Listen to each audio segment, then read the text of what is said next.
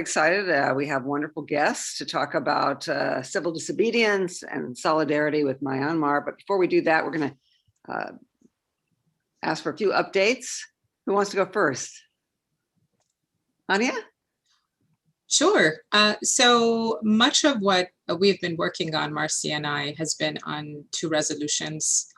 I am now a delegate for Assembly District 74, so she and I have co-authored two resolutions, one around the sanctions and urging the Biden administration and Congress to lift the sanctions on vulnerable populations like Iran, Cuba, Venezuela, and some other countries in Africa to be able to provide medical supplies to those countries for people that are in need during COVID. And I'll share that link with you all if you are a delegate and if you are a party member as well as a central committee member, and if you live in the state of California or elsewhere, we would love to have your endorsement. And the other is urging for congressional representatives to join Barbara Lee and Mark Pocan to cut the military spending by 10%. And it focuses on climate crises as well as what that reduction of the military budget can do for our own country and how it can benefit us internally in terms of our domestic programming. I'll share those two links with you all, and we would love to have your signature if you are an ADEM elected member as well as a party elected member. So be on the lookout for that, and I will pass it on to Medea. Wonderful. I don't know if any of you had a chance to see the CNN piece that came out about the blockade of Yemen that the Saudis are responsible for, but it was an incredible piece, and I'll find it and stick it in the link or someone else can do that.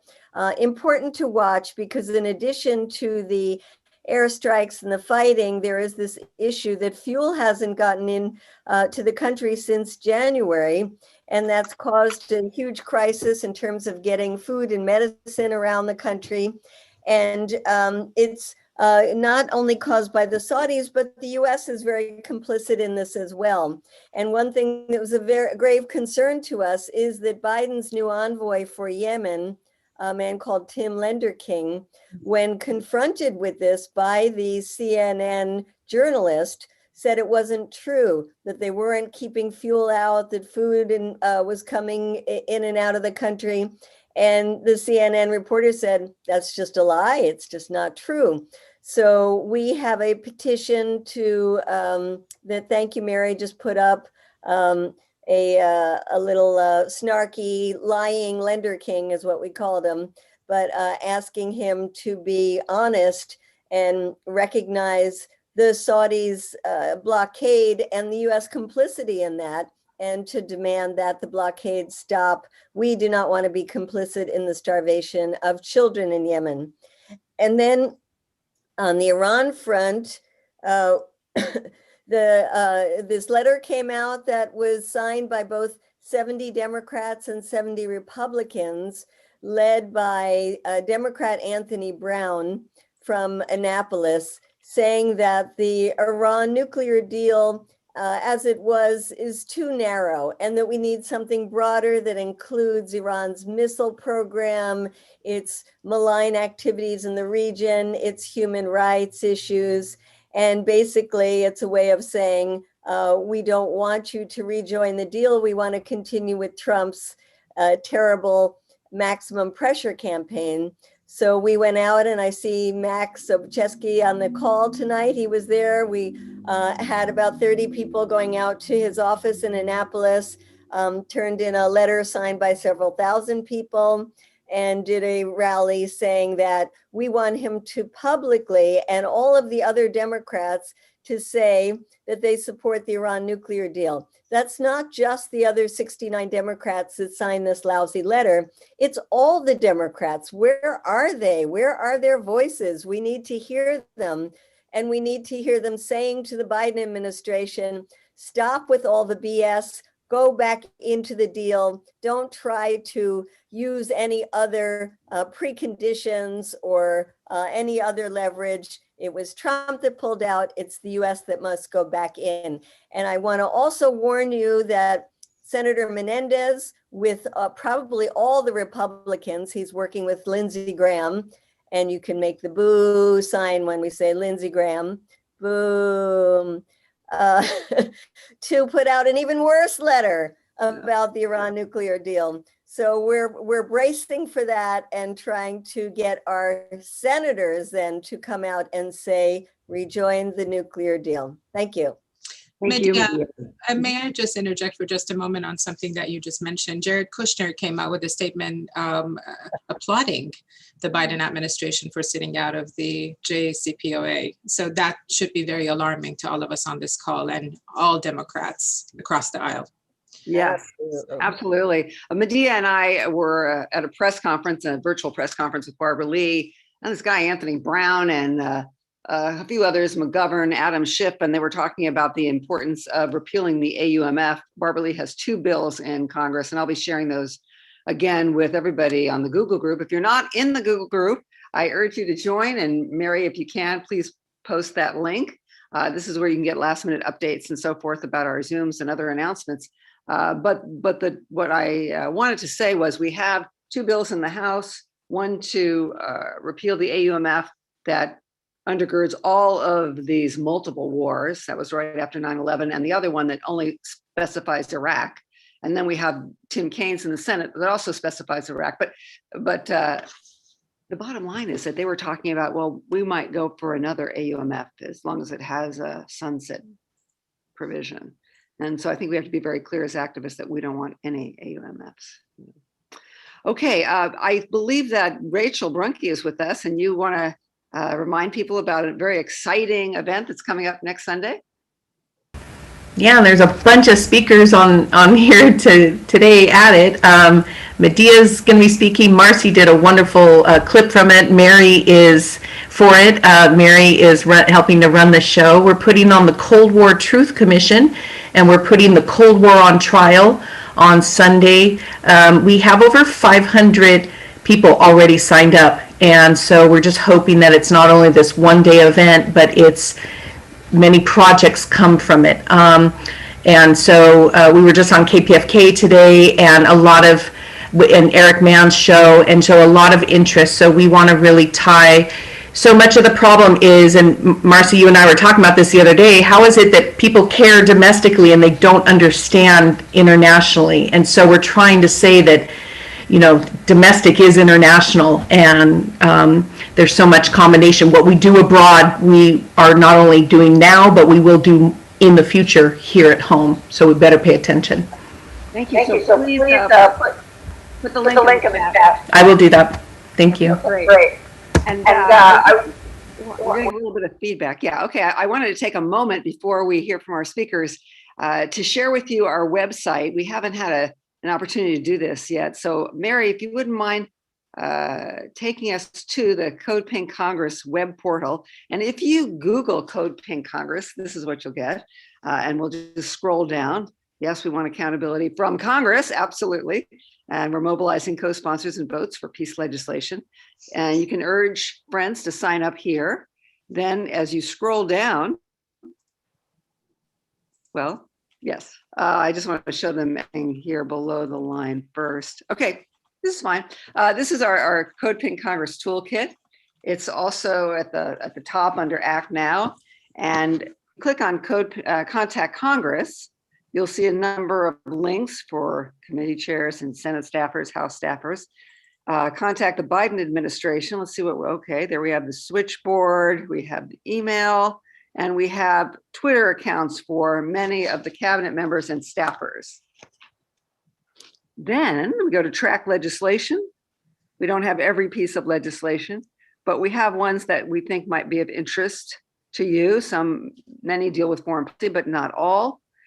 And you can click on these links and see how many co-sponsors, is my representative a co-sponsor, and then get on the phone.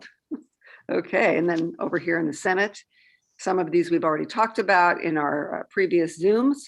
And contact the media. Again, these are Twitter handles.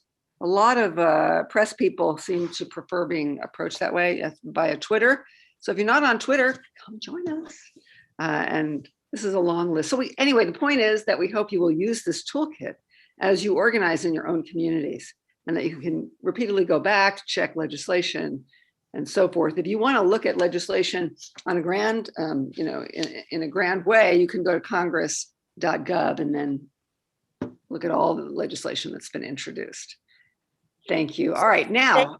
Thank you, Marcy. I just want to say thank you Sure. so much for organizing that, and Mary and whoever else worked with you. It's a really wonderful toolkit. And thank you for explaining CODEPINK Congress, because I think we have a lot of new people on with us tonight.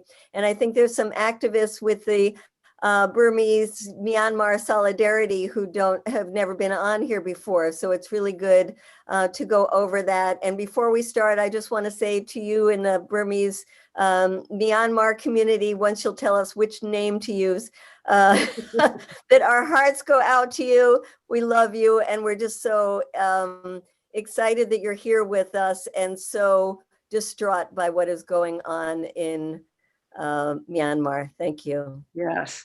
And thank you, Medea. And before I forget, I also wanted to give a shout out to Progressive Democrats of America, who help promote these events, and remind everybody they also have an event on Sunday. It's a healthcare for all event, and you can go to their website and look at that too. Okay, so I thought to frame this conversation, we could look at a short video about recent events in Myanmar, in Burma. And then we'll go to Hanieh to introduce our first speaker. So Mary, if you can bring up that first video, that would be great.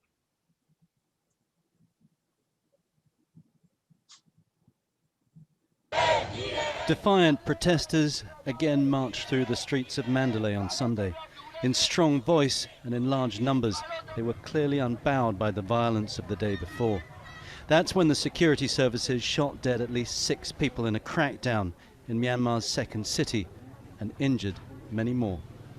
But with the death toll rising, a call for revolution from the former vice president, now leading a civilian administration in hiding.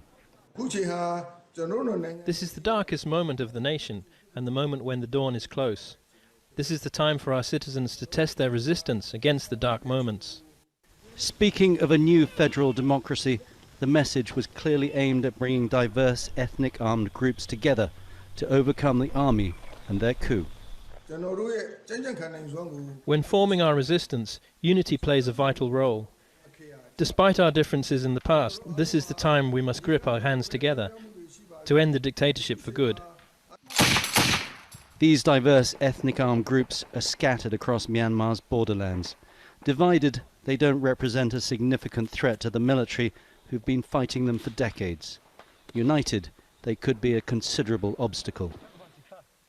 But there's long been distrust between these groups and the NLD, or National League for Democracy. Bringing them together would be no small task. In peaceful defiance, protesters break the curfew to honor the dead in candlelit vigils across the country. We come out on the street to show that we are against military dictatorship by breaking the curfew order imposed by the junta. We will continue fighting. But as the military continues with its brutal tactics on the streets, calls for a revolution that's not so peaceful may gain increasing support. Tony Cheng, Al Jazeera. All right. And with that, Hanieh, please introduce our first guest. Thank you, Marcy. It's an honor and a privilege for me to introduce Sandra Mon, who is a senior research program coordinator with the Center for Public Health and Human Rights. Her research interests focus on the interplay of disease dynamics, human rights, and comparative politics in, but not limited to, South Asia. Sandra is currently engaged in research assisting obstacles and innovations to the HIV care continuum for key populations in Myanmar and Thailand. She's also involved in the Center's work for public health needs in humanitarian crises. She has extensive experience working in laboratory research, as well as with various NGOs and governmental health organizations in Myanmar. Welcome, Sandra. Thank you. Thank you for having me. Okay, should I just get started? Yeah, sure. Great. Well, thank you for the platform. I really appreciate, you giving me the time to speak today. And that video is a perfect sort of encapsulation of what's going on right now.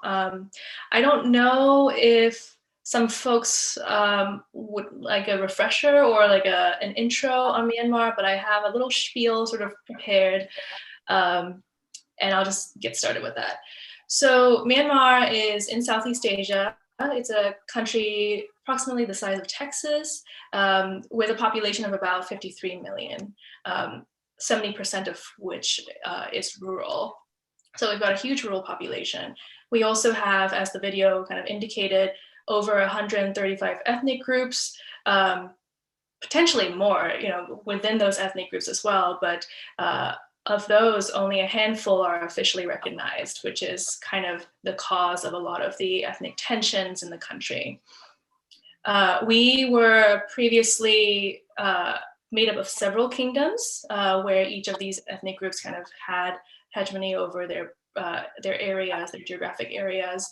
And just through our sort of kingdoms and dynastic eras, repeated attempts at unification never really succeeded.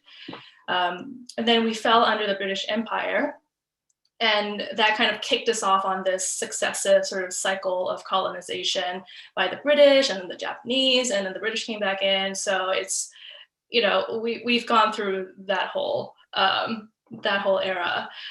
And finally, in 1948, we became an independent republic under the negotiations led by General Aung San, who is Aung San Suu Kyi's father, which, unfortunately, this wasn't very long-lived, because in 1962, we had our first coup that was led by General Ne Win, and that kind of kicked us off on this un-merry-go-round, I'd like to say, of one military regime after another, and kind of the subsequent downward spiral of the country. Because really, if you look at it in terms of economics, our country, Myanmar, is so rich in resources and so diverse that whoever has hegemony over the country is going to, flourish. And unfortunately, the military kind of caught on to that, and they've been in power since. In terms of kind of the revolutions that we've undergone as a country, our first large one was the 1988 coup, 88 revolution, which is akin to Tiananmen Square, led by students, really kind of spearheaded by communities that just were sick of military rule. And it was followed by a very brutal crackdown, which led to a lot of folks kind of evacuating the country, and that led to our first wave of really kind of brain drain, right? And then in 2007, and this is what I experienced, was the Saffron Revolution. So that happened shortly before I left for the US for college. And that was, in response to hiking commodity prices, and the people were essentially starving, and the monks kind of took it upon themselves to, lead the cause and protest on behalf of the people. Hence why it's called the Saffron Revolution, because of the color of the robes that they wear.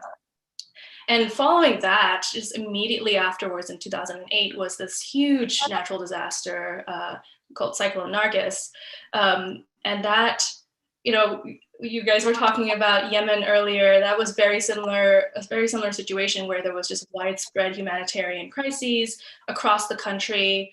And the military, who was in power at the time, just refused the entry of aid.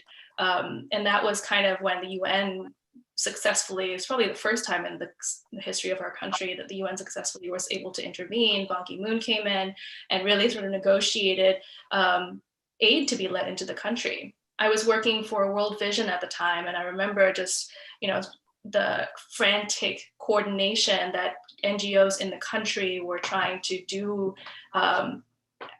because outside aid wasn't able to come in and everything was cut off. So 2008 was also when the democratic transition really got kickstarted. That was when the Constitution was drafted, and unfortunately it was led by the military, so it was really very focused on, you know, maintaining the military's power in the country. But, you know, that was our sort of first first sort of channel into finally leaving this military regime. So people kind of backed it, and that developed into the 2015 general elections, which I was able to vote in for the first time in my life. And, you know, that kind of was this huge thing of, you know, hope and the light at the end of the tunnel. Like, we may finally be moving towards federal democracy, like the NLD had sort of promised, and wanting to, you know, finally bring peace to the country.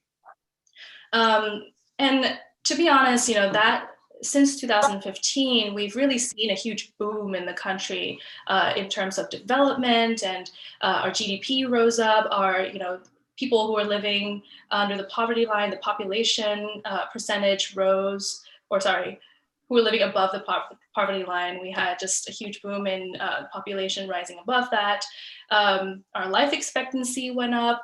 And one of the most significant things that I was able to witness was just the huge amount of foreign economic investment, which obviously translates to, you know, more rights for people. And like our Gen Zs, who are now kind of on the front page of every newspaper, they are, you know, they immediately caught up to the rest of the world. Like, their memes are all on point now. Like, I don't even know some of them.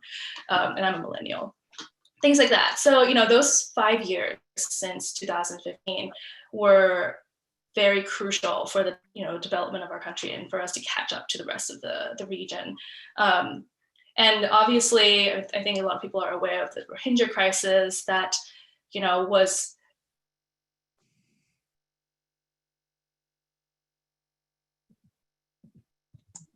Uh-oh. Uh-oh. Am I back? Sorry, I think my internet connection is not great. Can you We'll hear me? pretend you're back. We can hear you. Okay. Yeah, so I was just talking about the Rohingya crisis. Is that where I left off for you guys? Yes. Okay.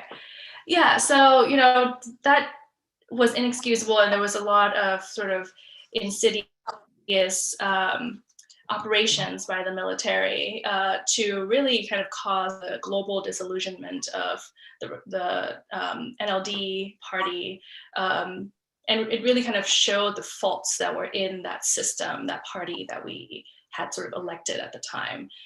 You know, the focus on the Burma ethnic group as the premier ethnic group, and kind of sweeping other ethnic strife under the rug, things like that. So, you know, that all kind of snowballed into what we see now, which is the coup that was initiated by the military, and the protests that have ensued since.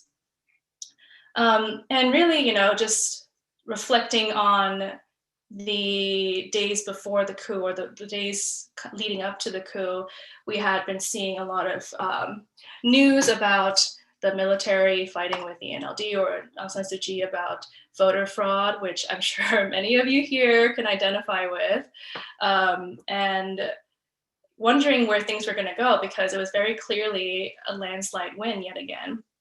And then on the evening for us in the US here, on the evening of January 31st, it was just this sort of dread that kind of washed over everybody. Kind of, you know, we're frantically texting each other, being like, is this real? Like, is she actually detained? We you know, we were seeing the news coming out about Aung San Suu Kyi being detained.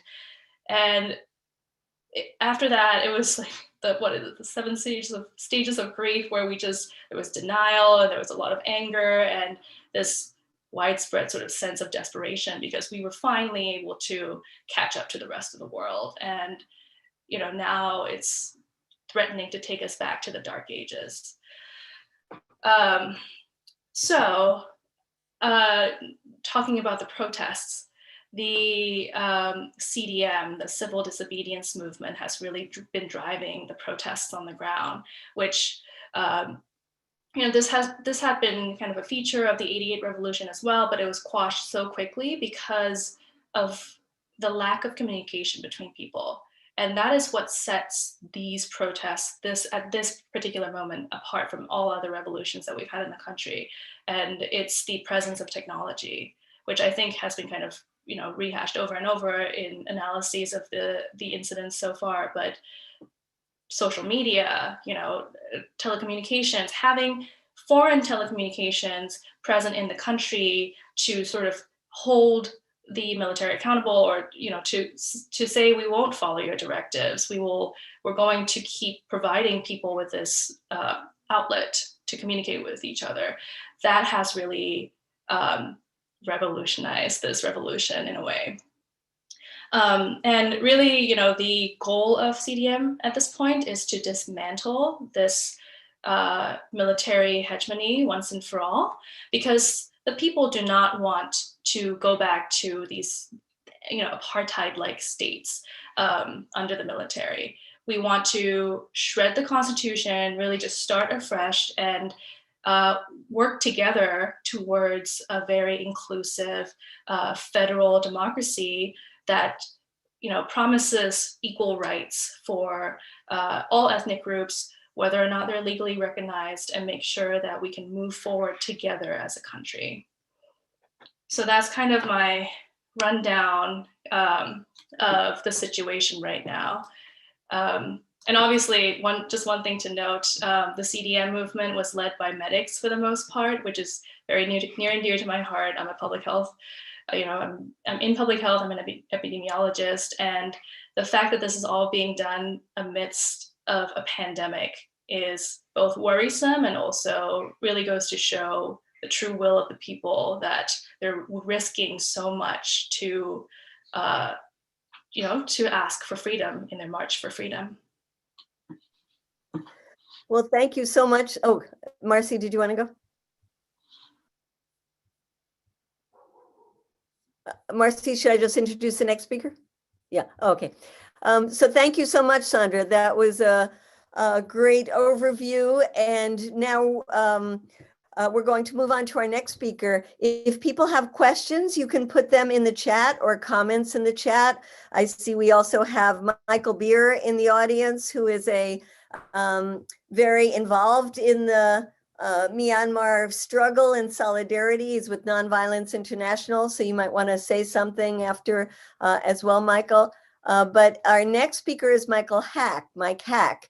He was a former campaign coordinator for the US Campaign for Burma, a researcher on Myanmar's history and politics, and now he's a campaigner with the International Campaign for the Rohingya and No Business with Genocide. I recently read a great interview that, Mike, you did in Jacobin, and maybe we could put the link up there. And I hope you will talk to us about the very exciting work you're doing with the garment workers. But thank you for all your work on this, and we look forward to hearing you. Michael. Yeah, thanks so much for that introduction, Medea, and for that, what you said, Sandra. That's really great introduction. And the Jazeera's coverage of this has been really incredible. So it's great that you started with that. I'm just going to talk a little bit about, tiny bit about Myanmar's history and my own role in the tiny bit of activism I've done, because I think it kind of talks a bit about US policy. As Sandra said, in the 1980s, right, there were massive democratic uprisings all around Asia, Korea, Taiwan, the Philippines, China, and Myanmar. In 1988, the result of a massive uprising was an election that the National League for Democracy won.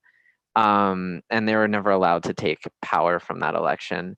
And at the time, as I'm sure a lot of us remember, it was just coming out of the anti-apartheid movement, right? And the NLD modeled their external relations after Nelson Mandela and the African National Congress. I was just a little child when that happened, but I remember, Mandela being released from prison and how a gigantic big deal that was. So by the time I got to college, the boycott was in full swing. People were calling for Americans to boycott things that were made in Myanmar that did business with the military. And I read about it in this book that probably a lot of you have read. Trying to know my audience here. Naomi Klein's No Logo, and that's sort of what got me hooked into Myanmar activism.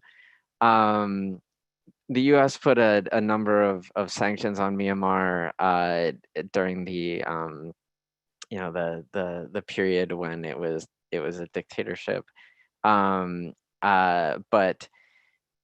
2010 rolls around. I was working at U.S. Campaign for Burma, and the country begins to sort of democratize, and the U.S. repeals its import bans.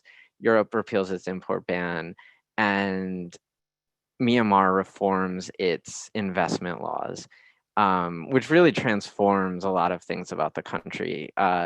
Its garment industry explodes. About 10 years ago, the garment industry maybe had 20,000 people working for it. Now it has something between 600,000 and 700,000 people working for it.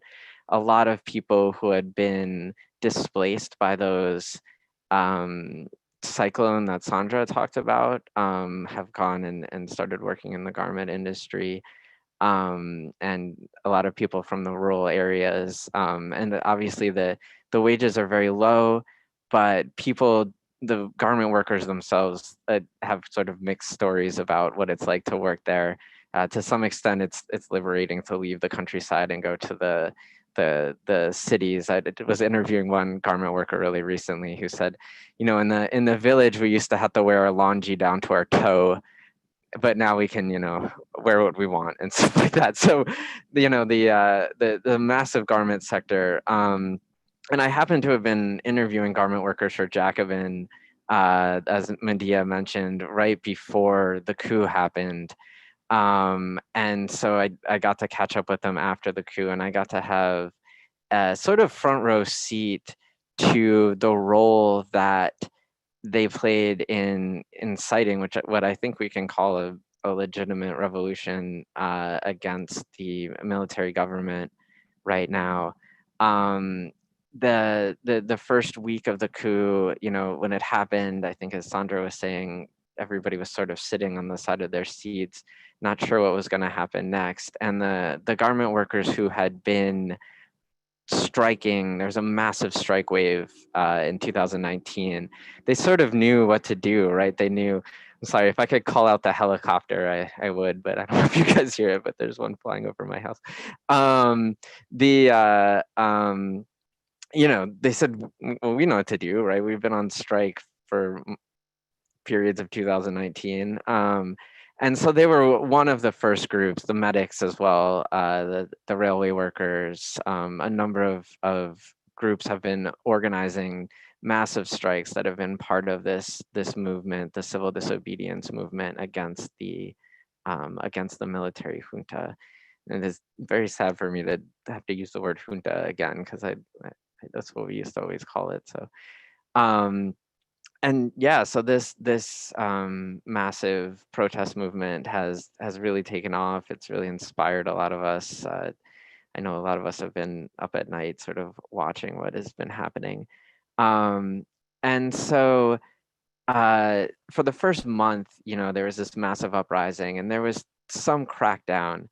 But the past 2 weeks and really this past weekend, there have been really horrifying crackdowns, including in the garment sector, where the military has declared martial law and basically has a free fire zone. 100,000 people have left the garment area. All the factories are shut down, and tens, probably around the number of 50 people have been just like shot in cold blood in the street during this past weekend, and particularly in the garment sector, which has been centered to this whole struggle. So that's why the second action we're going to be telling you to take is about the garment sector. The first action is supporting HR 134, which was introduced by Representative Levin. And again, to the audience, has a number of progressive members on it already. Ilhan Omar, Ro Khanna, and Barbara Lee are already co-signers. But I'd love to get the rest of the squad and whoever else happens to represent everybody on the call. It has 62 co-sponsors right now. And what it does is it condemns the coup. It pushes the Biden administration to freeze assets of the people who perpetrated the coup. Right before, or a few days after, I don't know why they did this a few days after. It would have been smart to do it a few days before, but a few days after the coup, the generals tried to pull $1 billion out of US banks and back into Myanmar, and the Biden administration blocked that. But there's a lot of other authority that they have that they can use to deny the people who perpetrated the coup access to the international financial system. And this just sort of encourages that. And so that's the first action. The second action is to the brands. As I said, the garment workers have played a massive role in this civil disobedience movement, and I would say like they are a massive part of the new face of the new Myanmar. As this is happening, right, people are missing work due to participating in the civil disobedience movement. Orders have been canceled because the port has been shut down. So it's really important, and I think would help the workers organize and I've heard this directly from garment workers, for brands to say, hey, when you come back to work, like your job will still be here. We're not gonna cancel orders. We're not going to, we're gonna give extensions, etc. And we're gonna pressure our factories to not fire people for missing work because they're participating in this very important revolution that Sandra is saying, I think is correctly saying, has a potential to transform Myanmar. I know a lot of us are concerned about the Rohingya issue, myself included, of course, and though I'm seeing people in the Rohingya camps doing this sort of revolution sign and on the streets of Yangon, and seeing the Gen Z, the younger generation, sort of embracing the Rohingya for the first time, really. Like I worked on this for about 20 years now. I started in 2002, and in the early days, like there was this dirty secret in the democratic movement where it was like, yeah, every ethnic group is participating except for the Rohingya. They don't invite them to, and it was tragic. But that's changing, and it's changing through this revolution. So this is important. I can't like underestimate the importance of this this moment for Myanmar, and I think for all of the different ethnic groups. And I think they really deserve our support. And I think these are a few simple actions we can do to pull them in. Yeah, Sandra, I don't know if you have anything to add to that. Yeah, I think with regards to the Rohingya, I've personally through work have conducted violence and mortality assessments, particularly from the August 2017 exodus among Rohingya who are right now in Bangladesh. And it's just, there's no excuse for the violence that was committed against them and the gross violations of their rights. And so to see people who were so not just oppressed, but, persecuted on the basis of their religious and ethnic identity, to come out and say, we will join you in this fight is phenomenally inspiring. And, the sad thing, and I don't know, I say silver lining in a very sort of morose way. The silver lining about this coup or the protests and the crackdowns that have ensued is really, it's shown a lot of people who are of this Burma or Burma passing identity that our ethnic brothers and sisters have been facing this for centuries. And it's really kind of opened their eyes to the violence that the military is willing to commit against its own people. At this point, it's indiscriminate, right? So I think it's a very powerful sort of statement from the Rohingya to side with the Myanmar people. They are Myanmar people too, by the way. So it's the only thing we can do is really push for a federal democracy that will, guarantee them citizenship, that will recognize all ethnic groups equally, and really make sure that their health and, well, I say health, but because I'm in health, but their rights are protected. Thank you. I wanted to give Medea a moment to introduce another participant who's been working on this issue for a long time. We really appreciate what you have to say, Sandra and Mike, and we will be following up with that action that you talked about. Medea, would you like to introduce Michael? Yes, I see that Michael is in the room, and I'd love to call him up to say something. He's been working on issues of nonviolent revolutions around the world for, I think, his whole lifetime, and very involved around this one. So Michael, can you join us from Nonviolent International? Thank you, Medea. Thank you, CODEPINK, for hosting this Tuesday night action webinar. It's fabulous. I love it. I love coming every week. I try to make it. Thanks, everybody, for coming tonight to listen about Myanmar and Burma. And thank you, Sandra and Mike, for talking. There are some other good people, people with more expertise than I, some other Burmese on this call. I want to give a shout out to Sandra Kong, who started up a young generation movement that's really mobilizing a lot of young people here in the United States, in the Myanmar Burmese community. And it's just very exciting to see the diaspora movement here really mobilize and unify both the ethnic minorities and the ethnic majority Burman to unify. And there have been some successes here in the United States. The Biden administration has been quite receptive, have done some good initial steps. By and large, the United States on Burma, compared to a lot of countries in the world, has been relatively good over the last number of decades. This is primarily because the US doesn't have major geostrategic kind of investments in the country. And so our policies have been generally pretty good, frankly. And there's fairly bipartisan support for good efforts on Burma. The things to watch, there are two things I'd like to mention. One is that this is a sexist coup.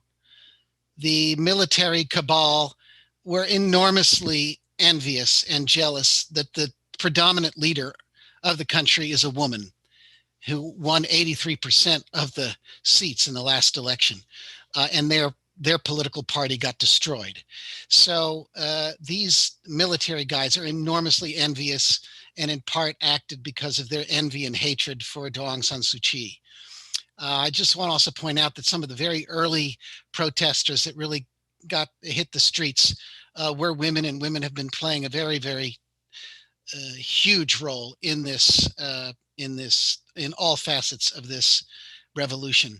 So I think seeing it through a gender lens is useful and important. The other thing I'd say is that in terms of US policy, by and large, I think it's been pretty good and motivated pretty well. There is what I call the 20% factor, which is that there are people who are into the business of wanting to start up a Cold War against China and frame this as a China kind of containment kind of action. I don't think they're leading the way yet in the administration in US policy, but there's this group out there that's pushing, the group that wants to sell weapons and make money from a Cold War on China. By and large, China has been fairly tepid. Historically, they've been big supporters of the military. They've been basically fairly hands-off in this conflict. And the last thing we want is for Burma to become a geopolitical pawn in a big power game between India, China and the United States and others. Unfortunately, the neighbors of Burma, including India, China, Thailand, and the ASEAN countries, have not called this a coup. They have not spoken up really for democracy. It's really very sad. And one of the things we can have the US do is try to really pressure these countries, particularly India, which of course pretends to be a democracy and of course increasingly is going towards authoritarian right-wing populism. It's very, very disturbing. So we don't want this to become a geopolitical pawn and have a civil war as we're seeing with proxies in Yemen and Libya and Syria. If we just need the United States to operate in a way that really does put human rights first and doesn't put our business interests first, but operate in a way that also doesn't antagonize China or pretend that this is some sort of China maneuver and get this sent off in the wrong direction. I hope that's helpful framing. Yes, thank you. And appreciate the time. Thank you. Thank you, Michael. And you mentioned there a woman named Sandra, another Sandra, who's on the call, you said was involved. Sandra Kong is like a real new important leader of the young generation. Yeah, we'd love to hear a few words from her if Sandra's with us now. Yeah, hi everyone. Hi. Thank you, Michael, for, I didn't even know you saw me in the participants. My name is Sandra. I am a second generation Chinese Burmese American. I'm currently a senior in college. And yeah, over the past 4 weeks, I've been wrapped up in this whirlwind, primarily focusing on the US level with coalition building, mobilizing youth to get their voice heard in the Congress. But also on a global level, I'm leading an organization called Global Movement for Myanmar Democracy, or GM4MD. We're on a global scale trying to find those passionate individuals, trying to make a difference and connecting them with these large ethnic advocacy organizations around the globe, and ultimately rebuilding this horizontal global network to coordinate international action. So some exciting things that we have done already is spearhead a UN campaign that's gone 10,000 signatures on a petition that's in support of an open letter by Progressive Voice Myanmar and hundreds of ethnic civil society organizations on the ground. We're also making small advocacy networks in Germany, UK, Ireland, and spearheading some letters and petitions. And very exciting is on March 27th, we're helping coordinate a global protest just to show support to those on the ground that they have the solidarity and support of the international community. So yeah, a lot of work on coordination, and then in the US, trying to make sure that our voices are heard in Congress.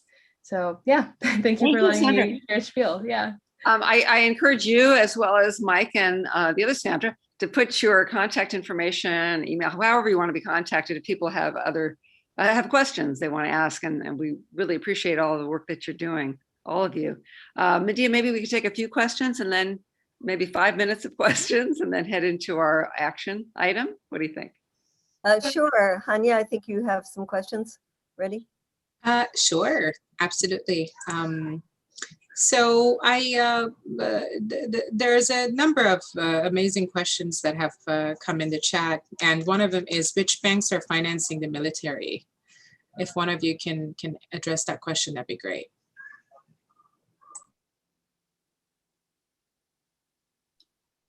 Which banks are financing the military? Yeah.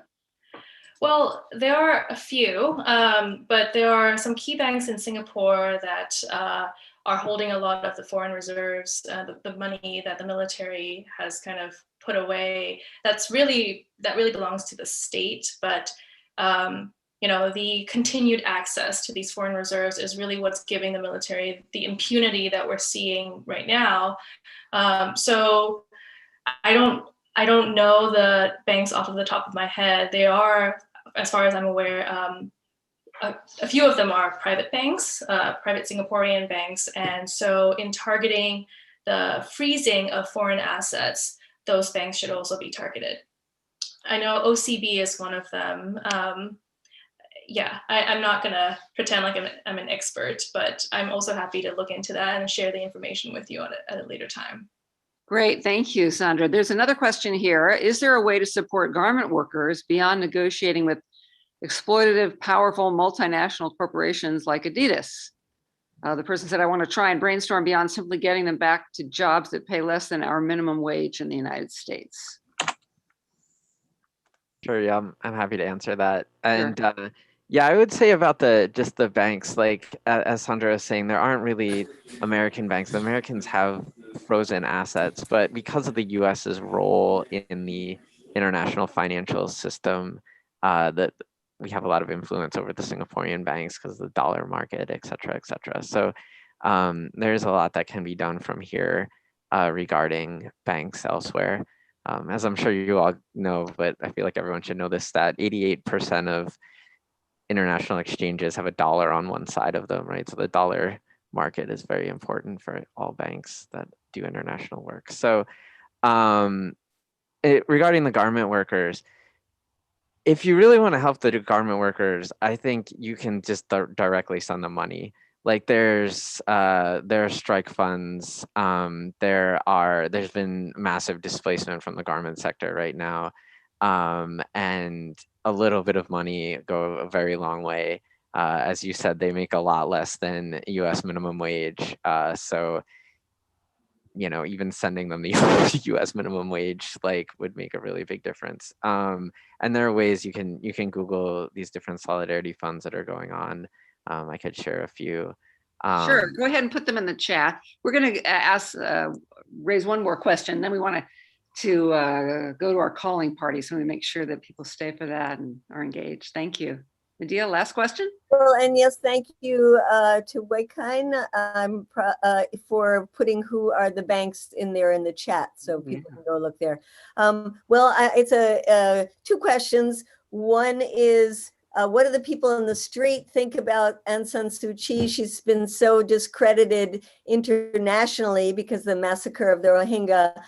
What do people in the movement now think about her? We saw lots of them carrying her pictures, but it seems to many of us that there must be people who understand what a horrific role she played during that massacre. And then the other is, who are your champions in Congress and the administration? Sure, I can take that question first. So Aung San Suu Kyi continues to be a symbol of freedom for many Myanmar people, in spite of her actions or inactions rather against the Rohingya, and that comes at a fault because of the ethnic sort of dynamics in the country, where a lot of these ethnic strife are swept under the rug, not really addressed, and the Burma populace has been easily sort of manipulated by the military in their propaganda to establish Burma supremacy and superiority over other ethnic groups. So, they maintain this idea that the leadership is correct, and Aung San Suu Kyi, the way people perceive her in the country is that she's kind of stuck between a rock and a hard place. She's operating within the constitution that the military drafted,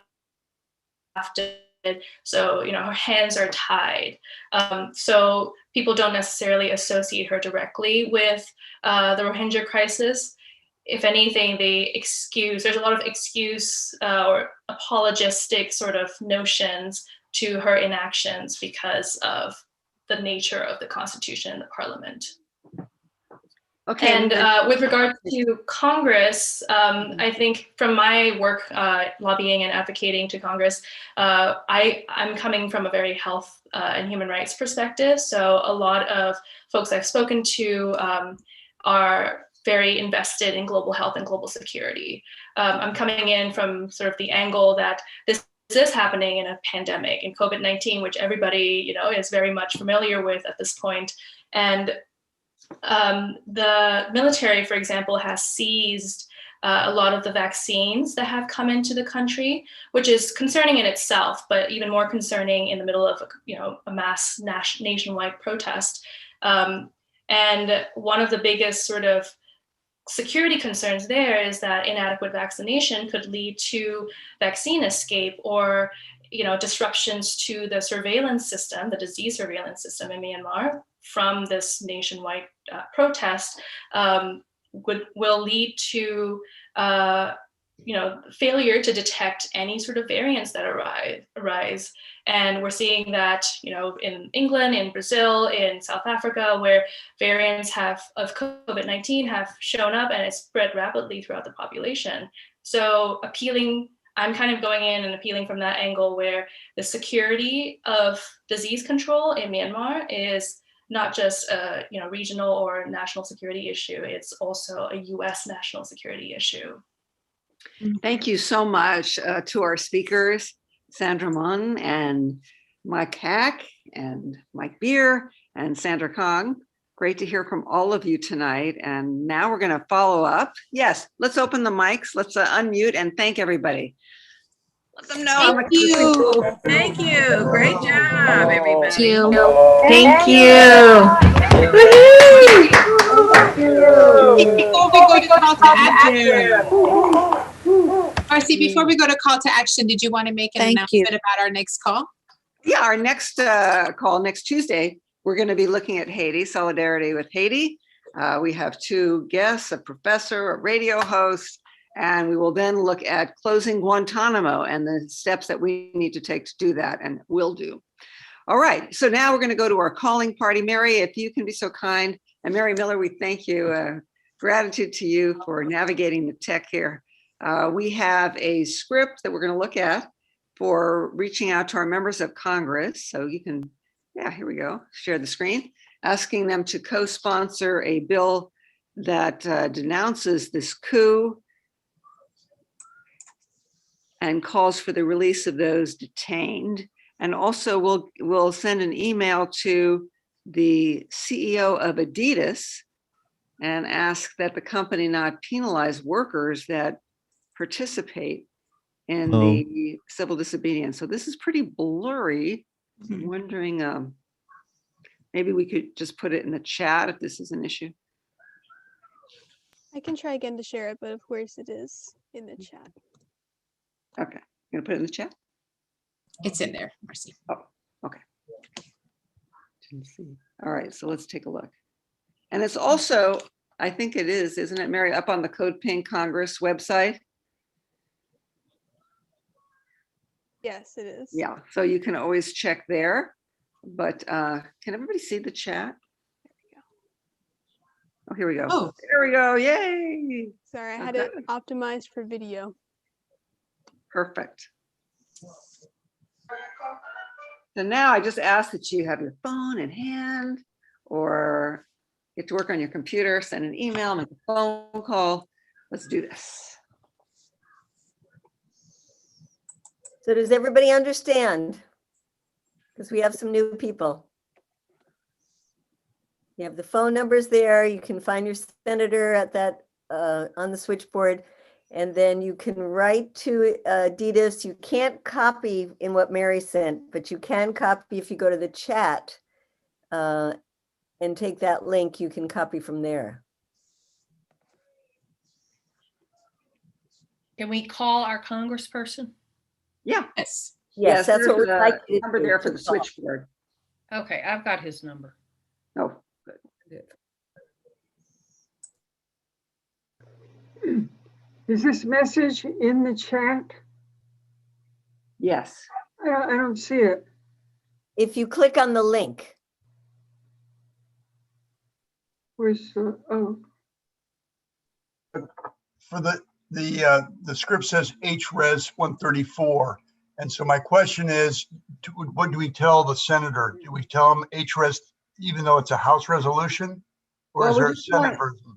Just calling Congress members now, unless you want to say to your senator to introduce something equivalent.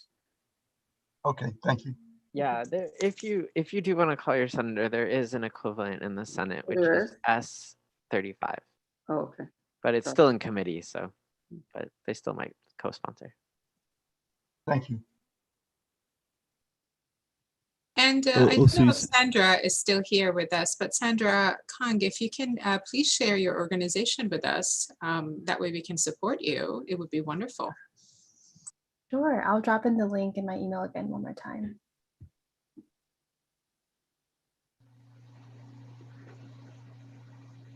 Is this script going to be on your website? I can't. Yes.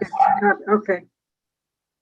And also, we have a Google group that you can join. We have about 800 people on the group, and we send out the blasts, the links, and the scripts to the group as well. So it's an easy way to access it. And if you're interested, just let me or Mary know. Mary@codepink.org.